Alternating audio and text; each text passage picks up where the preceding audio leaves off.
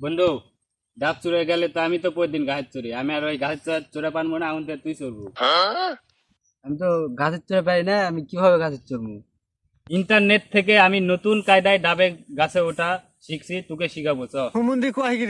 আমি তো সাধারণ গাছের চড়ে পারি না, তাহলে ডাবের গাছে কিভাবে চড়বো?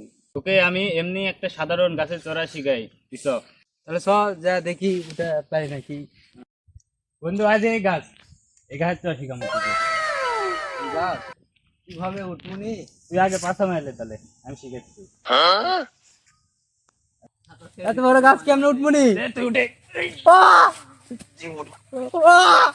এত বড় গাছ কেমনে উঠবো?